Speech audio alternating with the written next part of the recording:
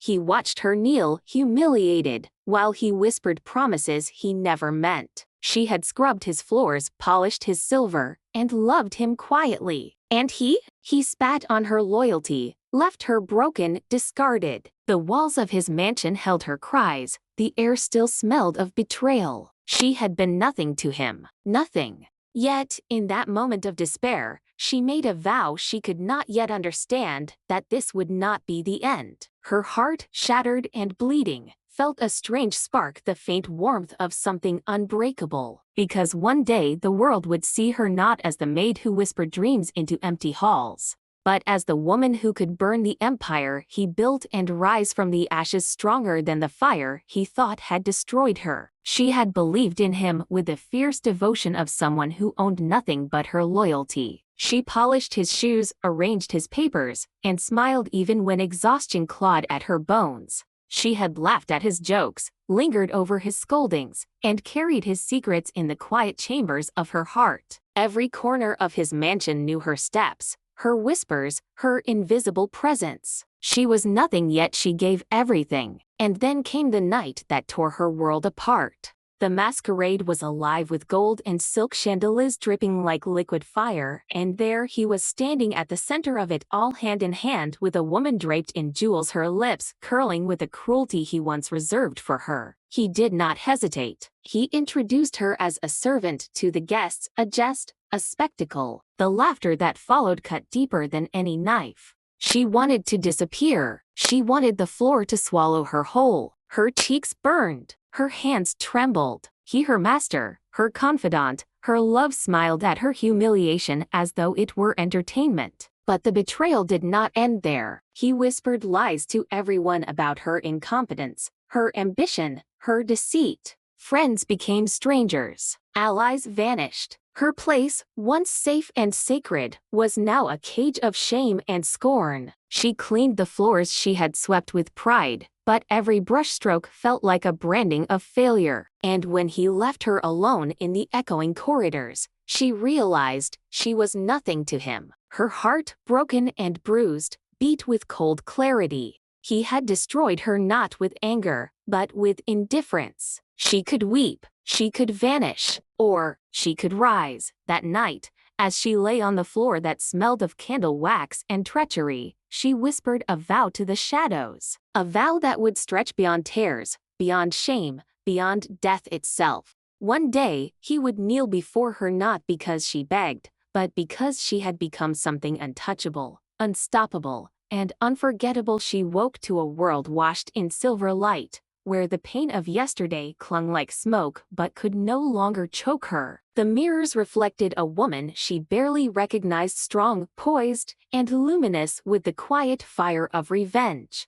No longer the trembling servant, no longer the girl who bent under scorn, she was a storm contained in human skin. The days that followed were slow and deliberate. She learned the ways of wealth, influence, and strategy. Every book she opened, every deal she studied, sharpened her mind. Knowledge became her armor, and patience her weapon. She moved with grace, speaking softly yet commanding attention. Her laughter no longer carried the tremor of fear. It was a melody that hinted at secrets only she possessed. She remembered every betrayal as if it were etched into her bones, yet she no longer trembled at the memory. She forgave nothing, but she no longer hated blindly. Her anger became precision, her heartbreak became clarity. She mastered the art of presence, a glance, a smile, a quiet step, each loaded with intent. When she walked through the city streets, the wind seemed to bow to her, carrying whispers of admiration. Her name, once mocked in corridors and salons, would soon be spoken with awe. And yet, she concealed it all behind a calm veneer. Nobody knew the fire that burned beneath her silk gowns and jeweled gloves.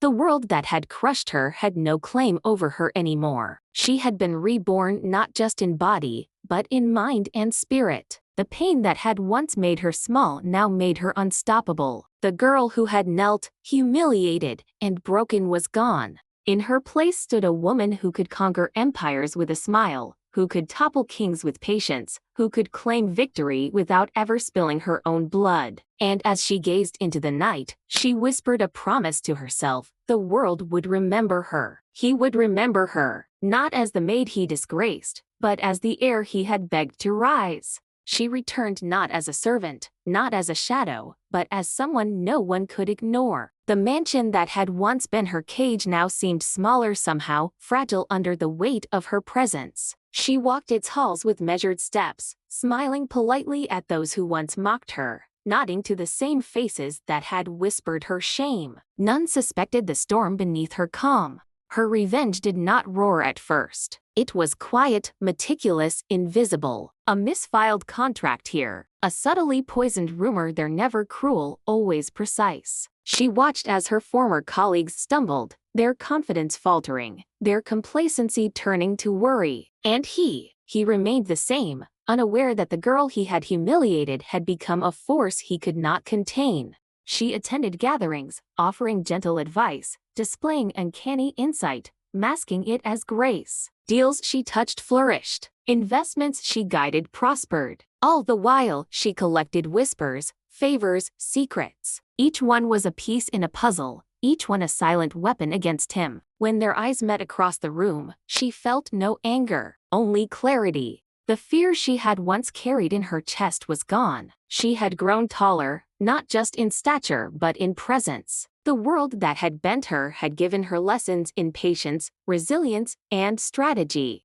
Her small victories began to accumulate. The rival empire she now had ties to started encroaching on his territories. A misstep here, a failed deal there, always just enough to make him uneasy, just enough to hint that someone had shifted the balance. He felt it but could not pinpoint it. She smiled politely as he fretted. He did not know that every tremor in his empire was her quiet hand, guiding it. And at night, in the silence of her own chambers, she allowed herself a small satisfaction, a breath of triumph. She was back in his world, but this time, it was hers to navigate. Every move, every glance, every whispered word was under her control. And he, who had thought her nothing, was now just a piece in her careful, unstoppable design. The mansion no longer held power over her. She walked through its halls not as a servant, not as a shadow, but as a master of her own life. Each room whispered memories of betrayal, but now those echoes served as reminders of her strength, not her pain. She had survived. She had grown. She had won.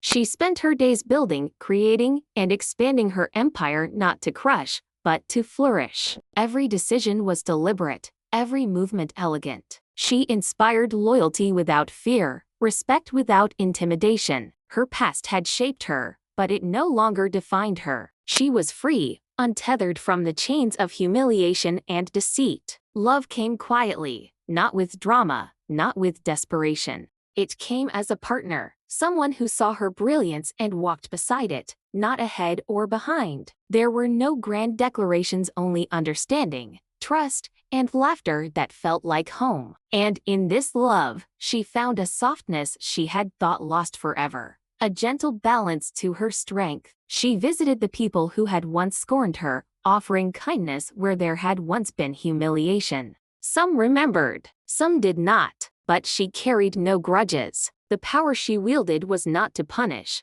but to guide the world with intelligence, elegance, and unwavering dignity. He who had once been her world was a shadow in the past, an echo of the girl she had been, not the woman she had become. She did not seek him, did not chase him, did not need him. Her triumph was quiet, profound, complete. At night, she gazed out over the city she had helped shape, the wind tangling in her hair, the stars scattered like promises she had kept. She had risen from ashes, transformed by pain into power, by betrayal into clarity. She was whole, unshakable, and serene. And in that stillness, she finally understood the truth she had carried through fire and shadow. No one could give her worth, and no one could take it away. She was hers entirely, fiercely, and forever. They had buried her in silence, shattered her with laughter, and called her nothing, but she had bloomed louder than ever, a quiet storm that no one could cage. The girl who once knelt in shame now walked with the world at her feet, her heart unbroken, her mind sharp, her soul untouchable.